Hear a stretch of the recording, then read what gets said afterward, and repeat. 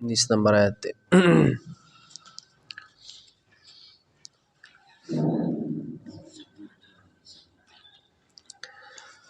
أعوذ بالله من الشيطان الرجيم بسم الله الرحمن الرحيم ويسقون فيها كأسا كان مزاجها زنجبيلا عينا فيها تسمى سلسبيلا ويطوف عليهم ولدان مخلدون إذا رأيتهم حسبتهم لؤلؤا منثورا صدق الله العظيم.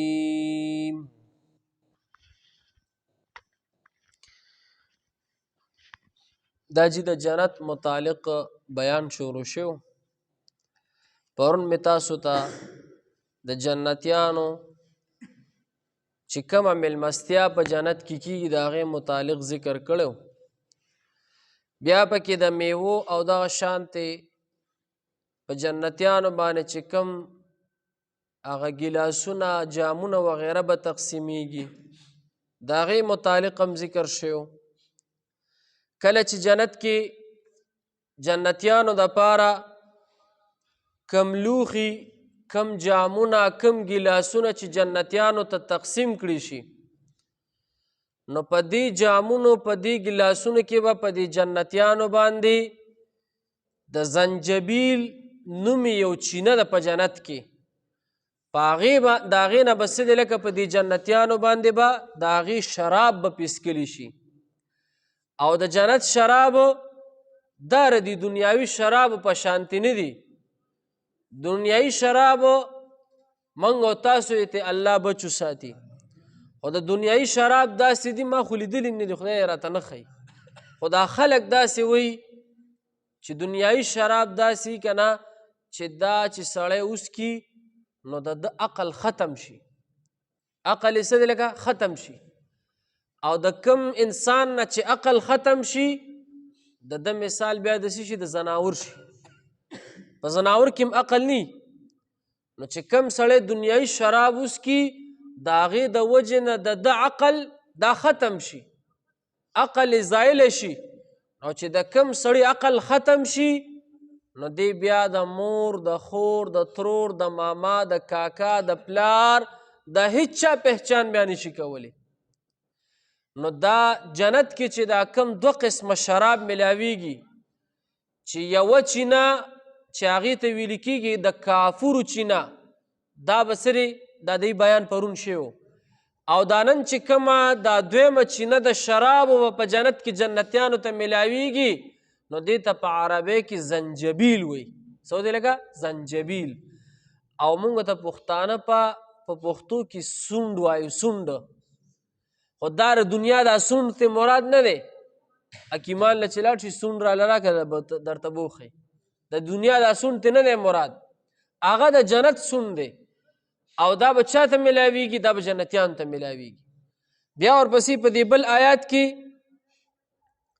عینا فیها تسمى سلسبیلا ویطوف علیهم ولدان، او چې کله جنتیانو ته د دې زنجبیل د دې سلسبیل نومې د دې چینې دا شراب ملاویږي نو دا به څنګه طریقې سره ملاویږي؟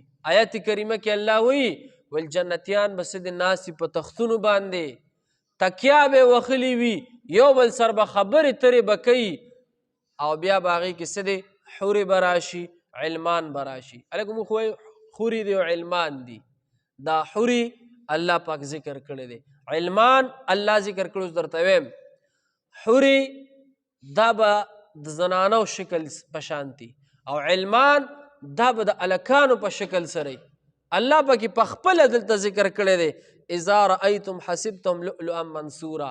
الله وی ته چې د جنت د دې حورو د علمانو ته ګورې دا به داسې تا ته ښکاري لکه ته به چې دا ملغلرې دي، دومره ښایست به الله ورکړي، دومره حسن به الله ورکړي، دومره جمال به الله ورکړي، دا د جنت هغه حورو غلمانو ته دا به خدمت کوي د جنتیانو، دا به دې جنتیان نه تاویږي، به دې له به شراب ورکوي، دې ته به میوجات ورکوي، دې ته به خوراکونه ورکوي.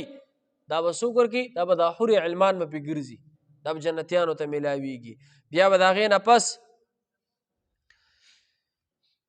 عالیهم ثیاب سندس خضرا، بل نعمت به چې کله جنتیانو ته میلاویږي نو دوی ته به جامې اچولی شي د باریکو ریخمو، د نرو ریخمو جامې، او دا شان و استبرق د غټو ریخمو جامې، دا به چا ته چولی کېږي؟ دا به جنتیانو ته چولی کېږي. دا به د الله د طرف نه څه دی لکه دا به جنتیانو ته میلاویږي. کله چې حضرت آدم علیه السلام په جنت کې و نو د جنت لباس یې څه دی؟ دا په بدن باندې و. د بیبي حوا هم د حضرت آدم علیه السلام هم، او د جنت لباس د جنت جامې هغه د ریخمو جامې دي. حضور پاک وایي چې په دنیا کې د سړو دپاره ریخم استعمالول دا ناروا دي، او په جنت کې به د سړو دپاره زنانو دپاره د ریخمو جامې بطور اعزاز بطور انعام به میلاویږي. خدای دې نصیب کړي. بل ورپسې وحل اساور من فضة وسقاهم ربهم شرابا طهورا. څلورم نمبر نعمت چې جنتیانو ته به میلاویږي هغه دا دی وحل اساور من فضة، اچولی به شي دوی ته هغه بنګړي د سپینو زرو. هلک اوس په تاسو وایي چې بنګړي خو سړي دلته نه استعمالوي. شریعت کې زمونږ په اسلام کې په دنیا کې دلته د سړو دپاره بنګړي استعمالول ناروا دي، او د ښځو دپاره بنګړي استعمالول دا جایز دي. ښځو دپاره څه لږه جایز دي، د هغې زینت دی، او سړو دپاره څه لږه ناروا دي. اوس خو هلکانو بنګړې چولي شته که نه لکه هلکانو بنګړې چولي، هلکان چې دا کم بنګړې چي دا ناروا دي، دا خو د ښځو زینت دی. ډېر داسې کارونه چې هغه د ښځو دي هلکان یې نن سبادان کې راولي. ابه مې هلک ولیدو ربن یې په سر کې اچولو. ربن پېژنئ؟ ښځې چې اچوي هغه ماشومان یې مچوي، جنکۍ یې مچوي، ویښتو چې پکې داسې بوځي. هلک مې ولیدو ربن یې په سر کې اچولو. ما ورته دا خو جنکۍ اچوي، نن سبا دا سټایل دی. اوس هلکان ربن اچوي، لاسو ته بنګړې اچوي، پته نشته د هلکانو نه څه جوړ شوي. پونې هم پکې رښتیا کوي لکه پونې، دا هم لیدلي پونې. حالانکې حضور علیه السلام وایي چې سړی به د ښځو زینت نه کوي، ښځه به د سړو زینت نه کوي. کومه ښځه د حضور علیه السلام حدیث دی، کومه ښځه کومه جینۍ چې د سړو په شان د ځان جوړوي په دې باندې لعنت ورېږي. کم هلک چې د سړو په شان کم هلک کم سړی چې د ښځو په شان د ځان جوړوي، ښځو په شان لباس اچوي، ښځو په شان د تنګې تروشې جامې اچوي، ښځو په شانتې ریبنونه سر کې اچوي، ښځو په شانتې بنګړیګان په لاسونو کې اچوي. ویل په دې هلک باندې څه دی؟ لعنت ورېږي. لعنت څه ته ویل لکه اوس موږ لعنت پې وري. لعنت دې ته ویل کېږي د الله د رحمت نه به لرې وي، او کم سړی چې د الله د رحمت نه لرې وي د یو پسې کې لکه د الله په قهر او په غضب کې وي. په خبره باندې پوه شو لکه. نو دا څلورم نمبر نعمت څه دی لکه جنتیانو ته به په جنت کې څه میلاوي لکه بنګړي، او دا به بطور اعزاز فرشتو ته به الله حکم وکړي واچوي دي جنتیانو ته بطور اعزاز، بطور انعام، بطور عزت، بطور تکریم، دا د سرو زرو د سپینو زرو بنګړي ورته واچوي. په خبره باندې پوه شي. دا به جنتیانو ته څه دا به میلاویږي. نو دا جنت چې دی لکه دا پرون داسې ابه داسې د جنت باز شروع دی که نه دې آیتونو کې، دا جنت داسې په اسانه نه میلاویږي. جنت څه دی لکه دا په اسانه نه میلاویږي. دې له به محنت کې، دې له به په دې سخته یخنۍ کې پاسي، داسې بني چې ته په بړستن کې ناستې، مونځ نه کومه، تلاوت نه کومه، الله نه راضي کومه، جنت به میلاویږي. داسې اسان کار دی. ولا موږ چې داسې په دې یو خوبو درسونه کوو، دا درسونه ته ناست بیا به موږ څه کوو لکه دا جنت ګټل. حضور علیه السلام وایي جنت دا یو همواره میدان دی، کلاو میدان دی. حضور پاک وی پاسېږې ځان له په دې جنت کې اونې ولګوې. حضور پاک وی ځان له په دې دنیا کې په دې جنت کې محلات جوړ کې. اوس جنت حضور پاک یو صحابي له راغی او هغه صحابي وفات کېدو، ځن کدن حالت یې نږدې و. حضور پاک ته تپوس کوي وی حالت دې څنګه دی؟ وی د الله محبوب پیغمبره وی د الله نه تمم لرم او یریږم هم، د الله نه تمم لرم او یریږم هم. حضور پاک ورته وی تمه څنګه لري، یریږې څنګه؟ ویل یریږم په دې هسې نه الله مې رونیسي چې دا کم عملونه دې کړي دي دا ماته نه دي قبول. دا به څومره سخت ورځ وي، څومره سخت حالت به دا چې الله پاک د قیامت په ورځ انسان ته وایي دا څومره منځونه دې کړي دي، دا څومره تهجدونه دې کړي دي، دا څومره ذکرونه اذکارونه دې کړي، الله به ورته زه نه قبلم. د چا پلار یې پرې منلی شي؟ نه، دا به څومره سخته ورځ وي. ویل یریږم په دې چې الله به راته وواسي نه وایي چې دا زه نه قبلم، په دې یریږم. او تمه د دې لرمه چې الله ډېر مهربانه باچا دی. تمه لرم چې الله څه دی؟ ډېر مهربانه باچا دی. ګوره جنتونه الله څو پیدا کړي؟ اتې پیدا کړي. څونه لکه؟ اته. او جهنمونه څو دی؟ لکه 9 دي. دا اته چې الله پاک د جنتونه پیدا کړي دا یو یې پرې زیات کړي، دا ولې لکه دا د الله هغه رحمت، دا الله مینه، دا الله مهرباني، دا الله هغه مهرباني په موږ باندې څه دی؟ لکه دا ډېره ده. دا الله هغه مینه موږ سره ډېره ده. خو زما او ستا د الله سره مینه نشته. اوس اصل مینه د الله سره څنګه؟ اصل مینه دا ده چې دا کم 15 وخته مونځ الله په موږ فرض کړی دی، دا 15 وخته مونځ دا الله فرض کړی دی، نو چې کم از کم چې دا 15 وخته مونځ خو ادا کوو که نه، چې دا خو ادا کوو که نه.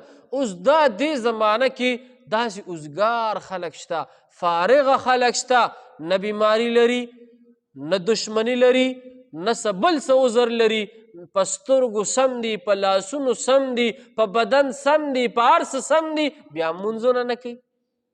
په خبره باندې پوه شوي؟ او دې به مو سبا وایي زه به څه دی لکه جنت ته به ځم. بعضې وایي الله ډېر مړه وي الله غفور الرحیم کریم بادشاه دی، وایي که نه مړه الله مهربانه بادشاه دی. ته به ورته لکه مونځ له راځه مړه الله مهربانه بادشاه. بېشکه بېشبې شک پکې نشته چې الله مهربانه بادشاه دی، بېشکه الله مهربانه دی. خو الله قهار هم دی، لکه الله جبار هم دی، لکه ان بطش ربک لشدید.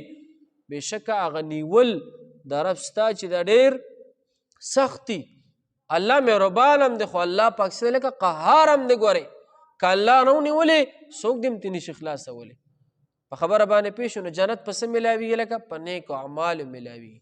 نیک اعمال، 15 وخته مونځ، د قرآن تلاوت، ذکر، اذکار، الله سره تعلق، په جنت. جنت څه شی؟ لکه جنت. جنت یو شاعر وایي که نه، ویل غني خان بابا ما په خیال شعر مانه خیر دی، خو مطلب یې دا دی، وایي خدایا دا خلک چې سجده کوي ویل دا ټول د جنت په مینه کوي، ویل په دې مینه نه کې چې خدای ته راته میلو شي. دا شعر مانه دی خو مطلب یې داسې دی چې موږ ته الله میلو شي الله که نه، نو جنتونه د چا دي؟ لکه د الله دي. جنتونه زمونږ دي بیا ټول. او الله په څه میلاویږي؟ لکه په عبادت میلاویږي. په عبادت باندې څه دی؟ لکه الله میلاویږي. چې سړی عبادت نه کړي نو الله به څه میلو شي؟ د الله سره تعلق په څه جوړي؟ لکه په عبادت جوړي. ګوره جي سبق ته ويسقون فيها كأسا كان مزاجها زنجبيلا. سکولی بشي په دې باندې په دغه جنت کې جامونه داسې د شرابونه چې ګډون وي په هغې کې د سونډه. عینا فیها تسمى سلسبیلا. دا یو چینه ده په جنت کې چې نومېدې سلسبیل. ویطوف علیهم ملدان. او تاویږي به په دې باندې هلکان مخلدونه چې همیشه به وي هلکان. اذا رأیتهم حسبتهم. هر کله چې تو ویني دی لره خیال به کوي په دې باندې لؤلؤا منثورا چې ملغلرې دي خورې ورې. و اذا رأیت کله چې تو ویني ثم رأیت هغه ځای لره نو به ویني ته نعیما و ملکا کبیرا نعمت او بادشاهي غټه. عالیهم ثیاب سندس. په دې به وي جامې د باریکو ریخمو شنو.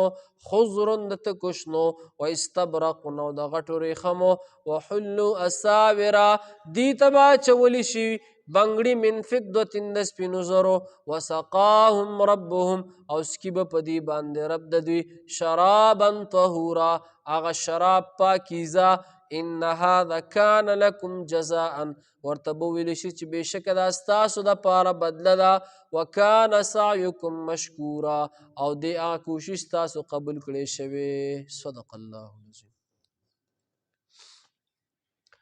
الحمد لله رب العالمين والعاقبة للمتقين والصلاة والسلام على أشرف الأنبياء المرسلين وعلى آله الطيبين وعلى آله وأصحابه أجمعين رب کریم گناهونه معاف کړي چې دا کم درس مو کې الله په خپل دربار کې قبول کړي خدای که څه کمی رانه شوي الله ته موږ ټول معاف کړي یا الله د خپل رضا سبب یې وګرځې رب کریم زموږ د ټولو ګناهونه معاف کړي یا الله زموږ د ټولو د مور او پلار ګناهونه معاف کړي یا الله د ټولو امت مسلمه ګناهونه معاف کړي حاضرین چې دا کم مشران کشران ناست دي خدای د چا څه مشکلات ختم کړي یا الله د چا څه پریشانۍ ختمې کړي خدای موږ ټولو ته د دنیا او د آخرت خوشحالي را نصیب کړي یا الله موږ ټولو ته د دنیا او د آخرت خوشحالي را نصیب کړي د دنیا او د آخرت د غمونو نه خدای پاک موږ ټول محفوظ کړي وصلی الله تعالی علی خیر الخلق محمد و آله و اصحابه اجمعین برحمتک یا ارحم الراحمین